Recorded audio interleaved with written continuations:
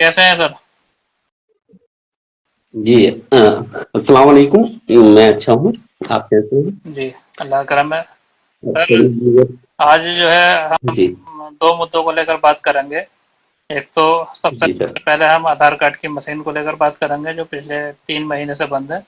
और इस मशीन पर जो है मशीन चलाने वालों पर, संचालकों पर तरह तरह के आरोप लगते रहे हैं। उसको लेकर चर्चा जी। करेंगे।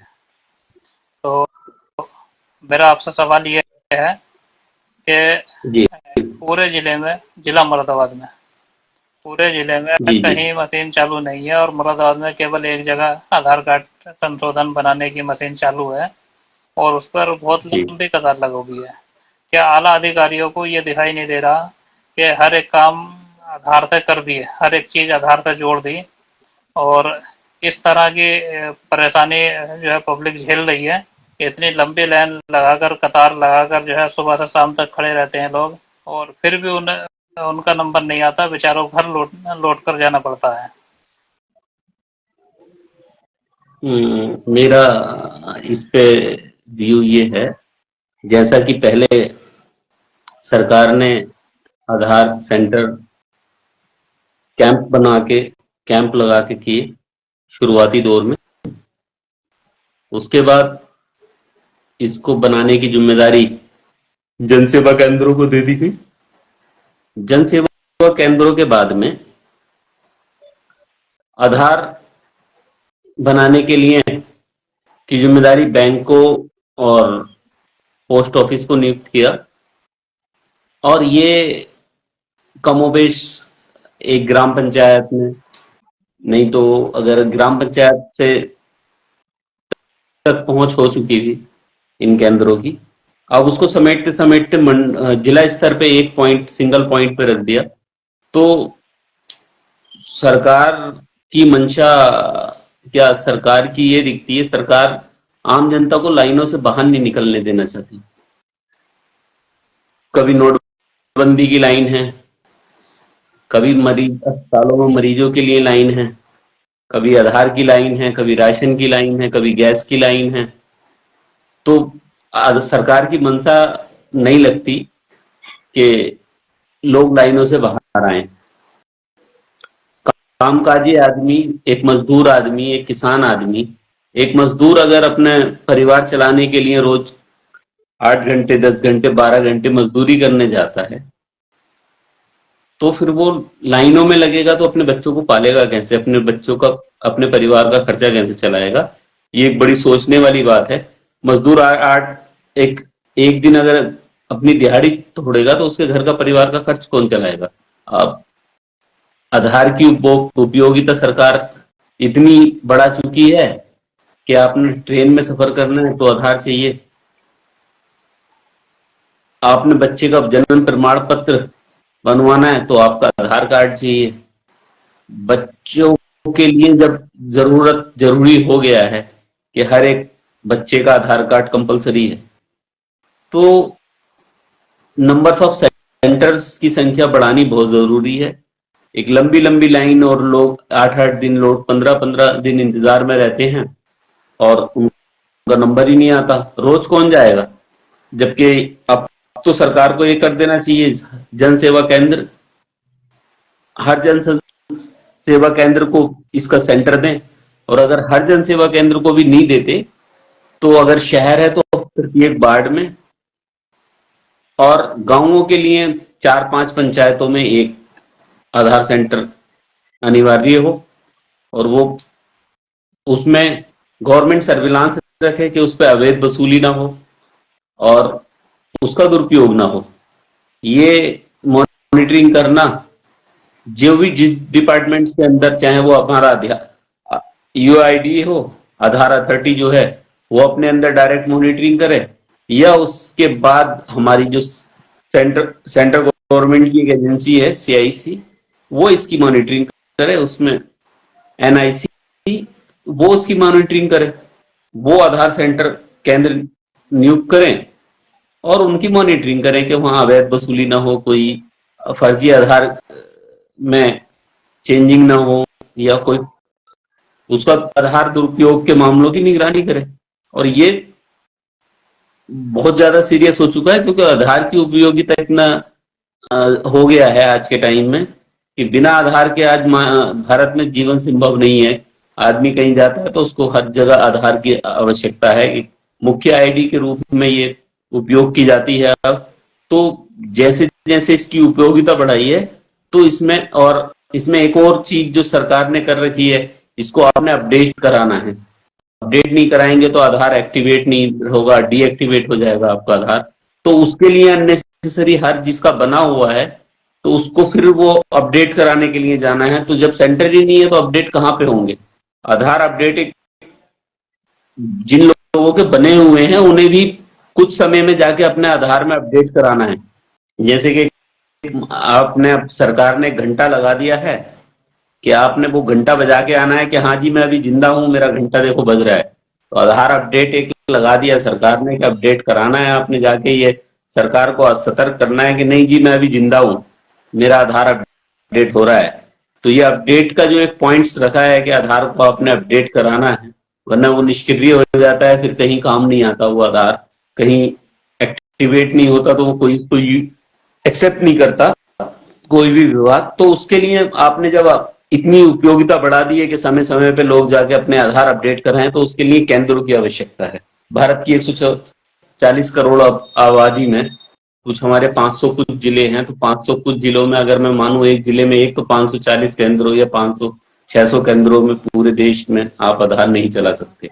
इसके लिए आपको नंबर्स ऑफ आधार बढ़ाने होंगे। अभी जिनको जिम्मेदारी दी गई है, सरकार ने जिनको जिम्मेदारी दी है, अगर बैंक और डाक पोस्ट ऑफिस में होंगे तो हर बैंक और हर पोस्ट ऑफिस की हर शाखा में आधार सेंटर हो।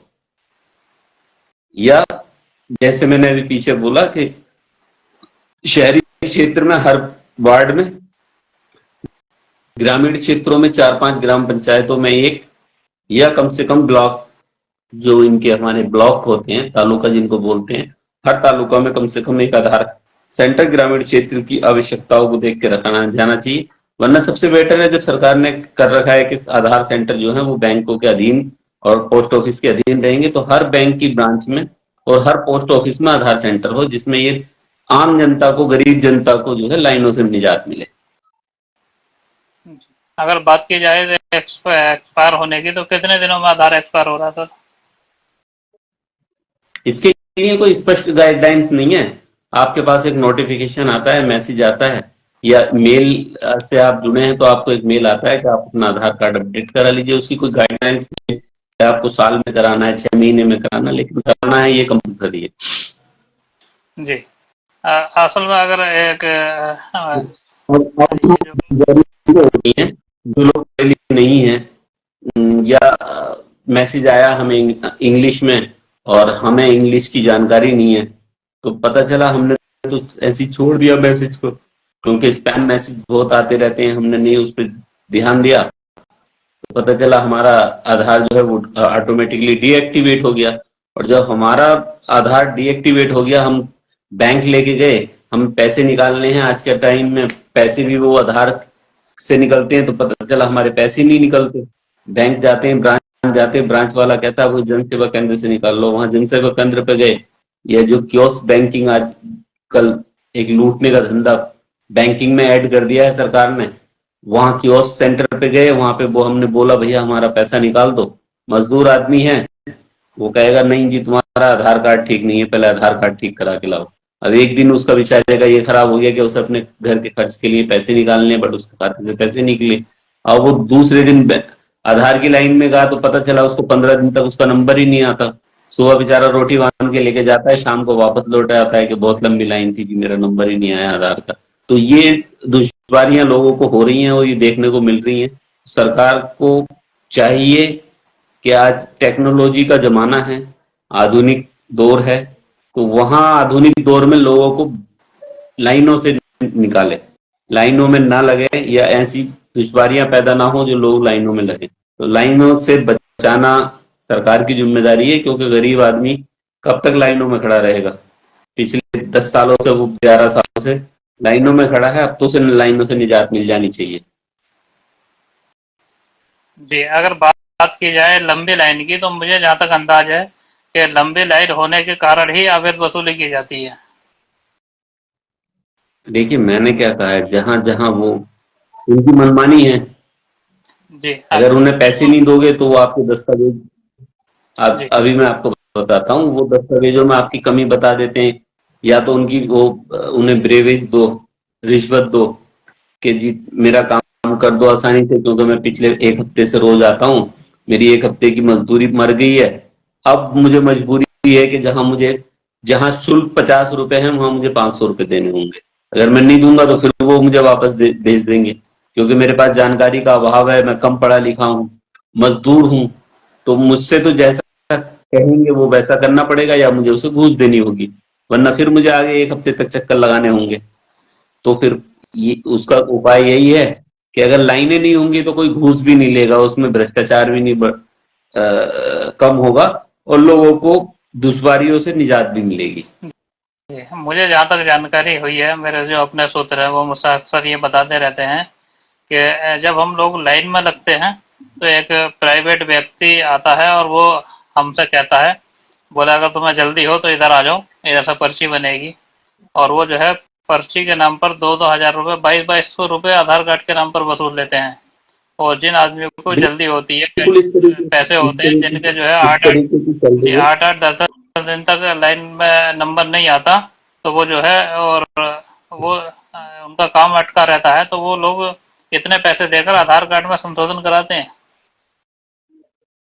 देखिए मैं आपको एक और चीज बता दूं, आधार अभी भी कंपलसरी आईडी नहीं है, लेकिन हर विभाग के लिए एक लिस्ट दी हुई है सरकार ने कि पहचान पत्र के रूप में ये आईडी आपकी वैलिड होती है, और एड्रेस प्रूफ के रूप में ये आईडी वैलिड होती है।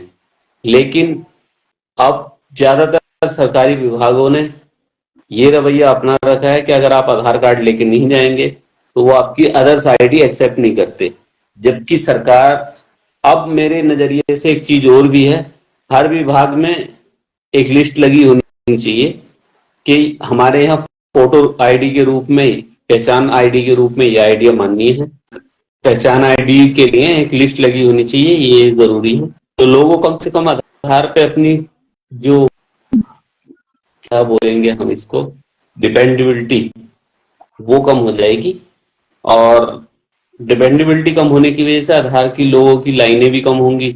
एक तो इसके सेंटर बने हैं, दूसरी हर विभाग में एक लिस्ट लगे कि यहाँ ये आईडी एक्सेप्ट की जाती है इस रूप में। अब जैसे अभी पीछे हमने आरटीआई से बैंकिंग में यूज होने वाली आईडी का जब हमने पता किया, और उसको लेके हमने अपना बैंक गए, तो बैंक में, जबकि बैंक के मुख्यालय से हमें एक सूची प्राप्त हुई थी कि ये आईडी इस रूप में हमारे यहाँ एक्सेप्टेड है, तो बैंक मैनेजर ने हमसे वो आईडी एक्सेप्ट करने से मना कर दिया कि नहीं, आप आधार लेके आइए तभी वो ये एक्सेप्ट होंगी।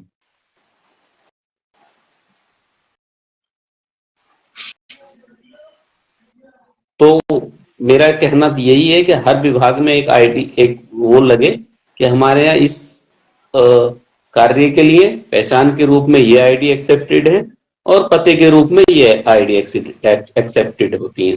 ये बहुत जरूरी है, तो जिससे आधार पे जो है लोगों की डिपेंडेबिलिटी वो कम हो जाएगी। जी, मुझे जहाँ तक जानकारी है, आधार की जगह आप क्या नाम है, पैन कार्ड और पहचान पत्र भी यूज कर सकते हैं।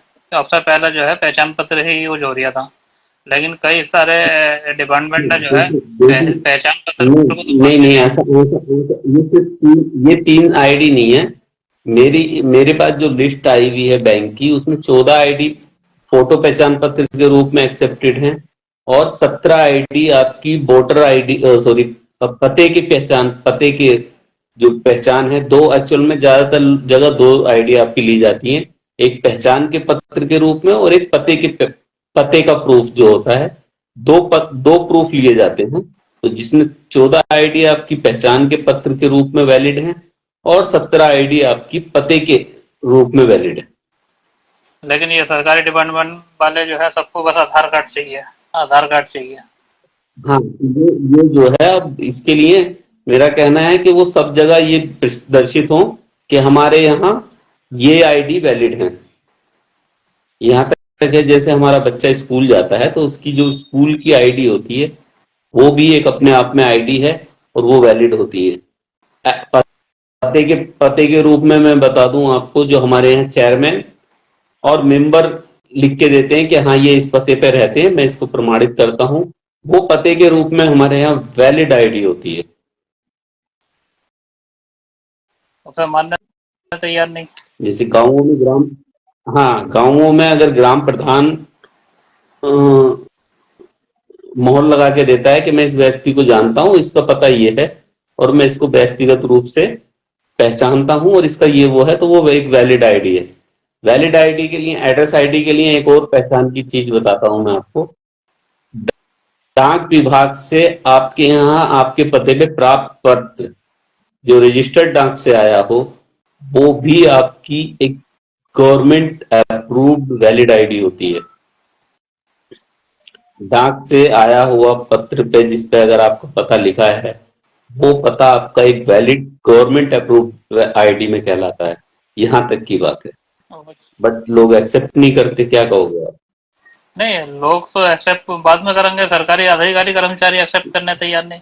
हाँ, मैं सरकारी अधिकारी कर्मचारियों की ही बात कर रहा हूँ, क्योंकि लोग क्यों एक्सेप्ट करेंगे? लोगों के लिए तो है ही, लोगों के लिए, आम जनता के लिए, पब्लिक के लिए वो एक वैलिड आईडी प्रूफ है, एड्रेस प्रूफ, सॉरी मैं कहूंगा वैलिड एड्रेस प्रूफ में ये जो मैंने आपको बताई, ये एक वैलिड एड्रेस प्रूफ है आपका। और गवर्नमेंट्स की ज्यादातर लिस्टों में इन चीजों का जिक्र होता है। आपका राशन कार्ड आपका एड्रेस प्रूफ है, आपका वोटर आईडी कार्ड आपका राशन एड्रेस प्रूफ है, वो यहां तक की बात है आपकी वोटर लिस्ट आपका वैलिड एड्रेस प्रूफ कहलाता है।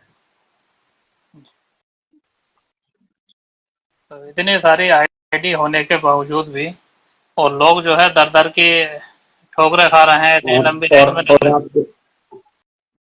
आपको एक और चीज मैं बता दूं, यूडीएआई ने, जो आधार की हमारी देश की संस्था है, उसका एक नोटिफिकेशन है जो ये कहता है कि कोई भी सरकारी कर्मचारी, अधिकारी, कोई भी विभाग जहां पे आपको डायरेक्ट बेनिफिट नहीं मिलता हो, डीटीबी जिसको बोलते हैं, वहां उसको छोड़ के, मतलब डायरेक्ट बेनिफिट ट्रांसफर जिसमें है, सिर्फ आपका आधार वही मांग सकते हैं वही विभाग जो आपको डायरेक्ट बेनिफिट ट्रांसफर देते हैं। उसके अलावा कोई आपसे आधार के लिए दबाव नहीं डाल सकता, ना आपसे वो आधार लगवा सकता है। एक चीज, दूसरी चीज, यूडीआई ने एक नोटिफिकेशन में ये भी क्लियर किया है कि जो आधार नंबर लिखा है आपका, ऑपिन आधार नंबर वाली आईडी या आधार कार्ड आप किसी को ना दें। जिसमें पूरे आधार के नंबर आपके दिखते हों, वो आधार कार्ड आप किसी को ना दें, और सर उसका दुरुपयोग हो सकता है। वो चलिए, वो तो खैर आपकी बात ठीक है, लेकिन जब हम जी बैंक में, ब्रांच में, किसी बैंक में अगर जाते हैं तो जी। वो तो आधार कार्ड खुद डाउनलोड करते हैं, हम तो ओटीपी लेकर। नहीं, वो गैर कानूनी है। अगर वो डायरेक्ट, वो सिर्फ उन खातों में ले सकते हैं जिसमें आपकी कोई सब्सिडी आती है। सिर्फ उस आधार कार्ड उन खातों के लिए कंपलसरी है जिसमें आप सब्सिडी लेते हैं सरकार से कोई। अन्यथा अन्य खातों में जो आधार कार्ड है वो लगाना अनिवार्य नहीं है।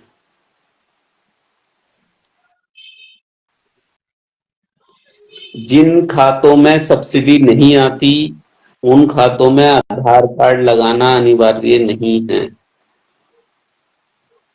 तो खाते तो सारे खाते जो आधार कार्ड से खुलते हैं। वो नहीं है कंपलसरी। मैंने आपको क्या बताया, जिन खातों में आप सब्सिडी लेते हैं, जैसे छात्र हैं हमारे, उनके खातों में, जिनके खातों में स्कॉलरशिप आती है, उन खातों पे आधार होना चाहिए।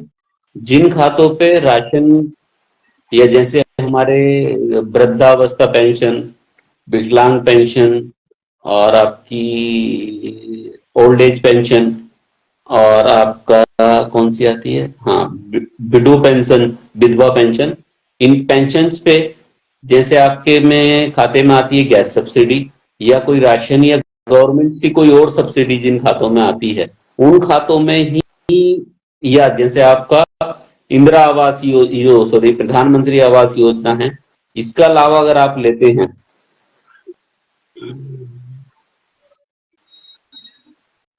उसी में आपको आधार कार्ड अनिवार्य है, जो आधार के नोटिफिकेशन के अनुसार है।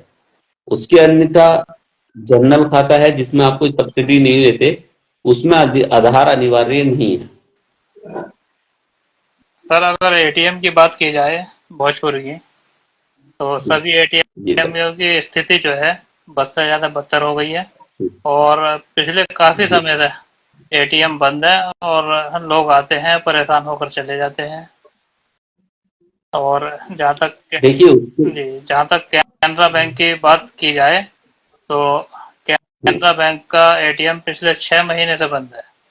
और दूसरी समस्या ये है कि हमने अगर इस मसले पर कभी बात भी की कि भाई क्या समस्या है, तो एक कर्मचारी ने बताया कि किसी ने जो है एटीएम तोड़ दिया। तो मैंने कहा भाई अगर एटीएम तोड़ दिया तो भाई एटीएम चालू नहीं होएगा। तो बोले वो एफआईआर मांग रहे हैं जिले स्तर पर, बैंक ब्रांच, मेन ब्रांच वाले, मेन ब्रांच अधिकारी हैं, वो उसके खिलाफ एफआईआर मांग रहे हैं जिसने तोड़ा है। और जिसने तोड़ा है उसके लिए उसका फोटो नहीं आ रही है, तो ये लोग एफआईआर कर नहीं रहे हैं। तो इसलिए जो है ये दोनों आपस की लड़ाई, जिले वालों की और कस्बे वालों की आपसी लड़ाई हो रही है, नहीं, मैं जिसमें आम जनता फंस रही है। मेरे, मेरे, मेरे नजरिए से इसमें जो है, जनता को ये चाहिए वो अब बैंक मैनेजर के खिलाफ एक एफआईआर दर्ज कराए, अपने खिलाफ धोखाधड़ी और उपभोक्ता हनन की। बैंक का प्रत्येक कस्टमर जो एटीएम यूज करता है, वो कस्टमर, वो ग्राहक, वो खाता धारक बैंक को एटीएम मेंटेनेंस चार्ज के रूप में हर साल का एक शुल्क अदा करता है, जो बैंक चुपके से उसके खाते से काट लेती है। जी आप बिल्कुल। समझ रहे हैं? जी जी बिल्कुल। तो एटीएम मेंटेनेंस का चार्ज उपभोक्ता अपनी जेब से हर साल पे करता है। तो बैंक मैनेजर के खिलाफ धोखाधड़ी की एक एफआईआर दर्ज की जाए कि 6 महीने से यहाँ का एटीएम खराब है और उसका मेंटेनेंस नहीं हो रहा है, तो जो मेंटेनेंस चार्ज वसूला जाता है हम ग्राहकों से, वो पैसा कहाँ खर्च हो रहा है, पहली बात। दूसरी बात, आपने कहा कि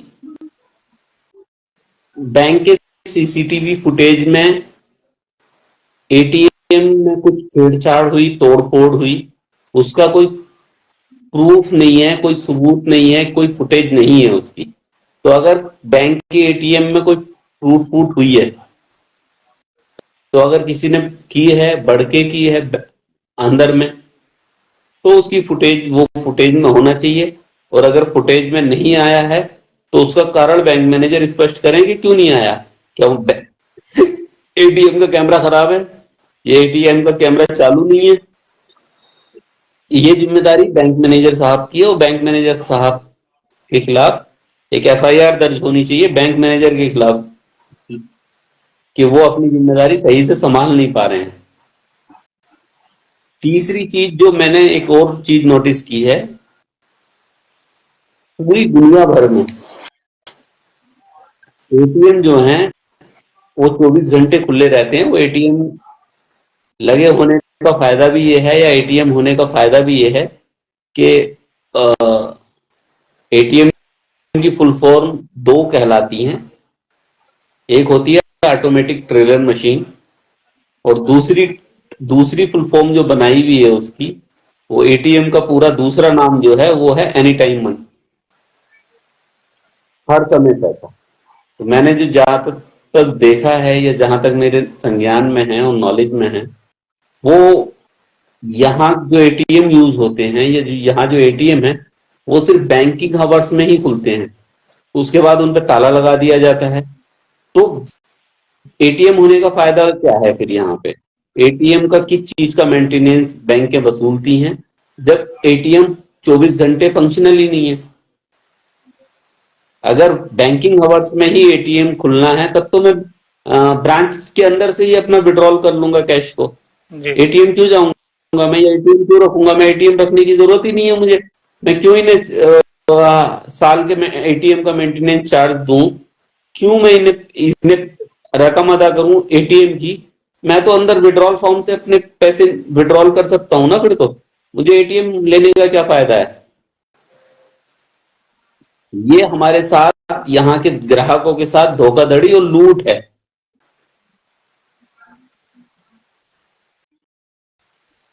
जी बिल्कुल। अच्छा, दूसरी कंडीशन ये है कि अगर कहीं बैंक को अगर इस बात का खतरा हो सकता है कि साहब यहाँ पर चोरी या किसी तरह की कोई घटना घट सकती है, तो ये इसका जवाब सीधा ये है कि एटीएम मशीन जो है वो बिल्कुल ठीक थाने के सामने है, दोनों बैंकों के। और और नहीं दूसरी नहीं नहीं, मैं आपको दूसरी मैं कंडीशन ये इस मामले में एक चीज बता देता हूँ। बैंकों के हर एटीएम पे और, और पूरे देश भर में बैंकों के एटीएम पे एक स्पेशली गार्ड नियुक्त किया जाता है, और उस गार्ड की ड्यूटी राउंड ऑफ क्लॉक होती है, मतलब 24 घंटे। और उस गार्ड की जिम्मेदारी ही ये होती है कि वो एटीएम की सुरक्षा करेगा।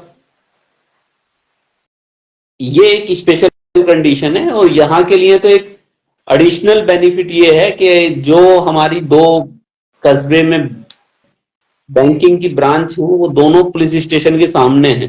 पुलिस स्टेशन से 50 मीटर भी दूरी नहीं है उनकी, और सामने पड़ती हैं। अगर वहां भी चोरी होगी तो क्या कहेंगे? फिर तो बैंक भी यहां से कोई उठा के सर पे रख के लेके जा सकता है। बिल्कुल बिल्कुल सर।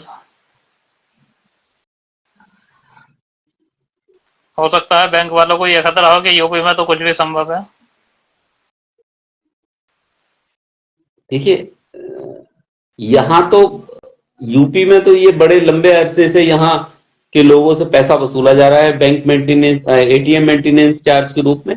और सुविधा के नाम पे उन्हें खाली प्लास्टिक का एक वो कार्ड जो होता है ना, वो कार्ड पकड़ा दिया, लो जी लो खुश रहो तुम्हारी जेब में एटीएम कार्ड है। बट उसकी जो फायदा है यहाँ के लोगों के लिए वो जीरो है।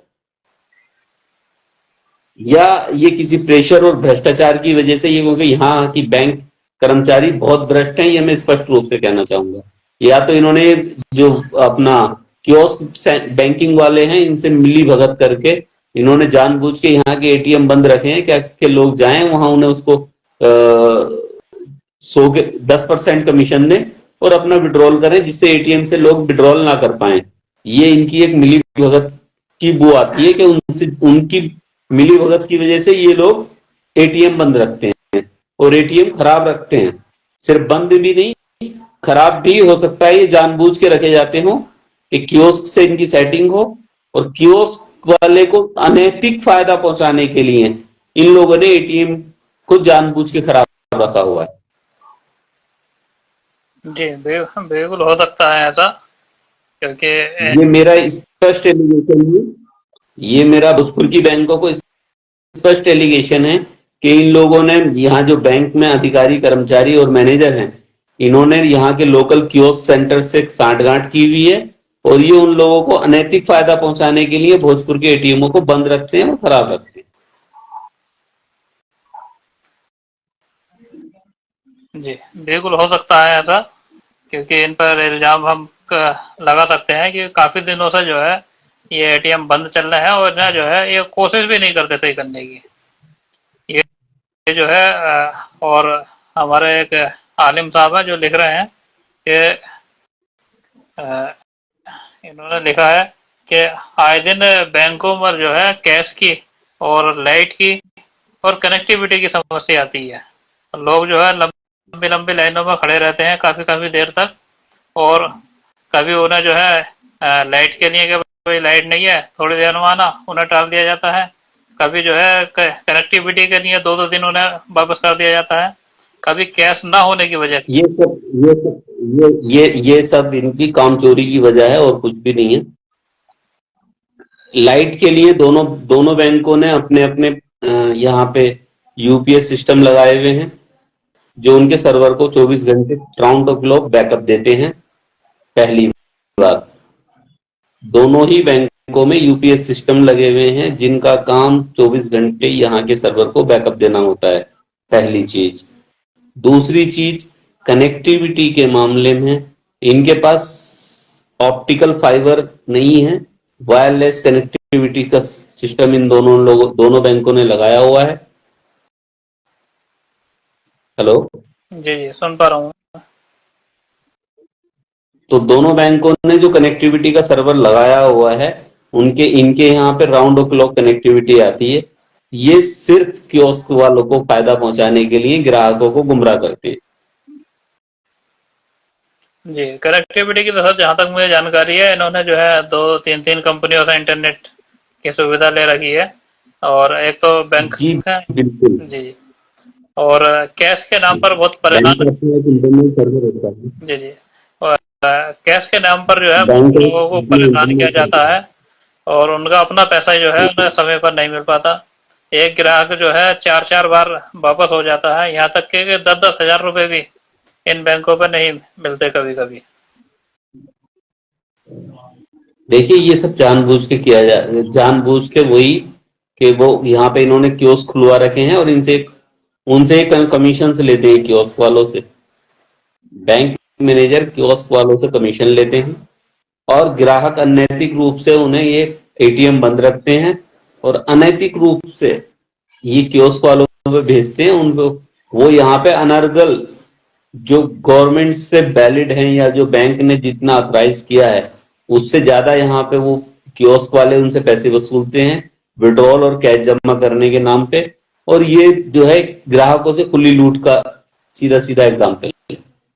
जी बिल्कुल, हो सकता है ऐसा सर।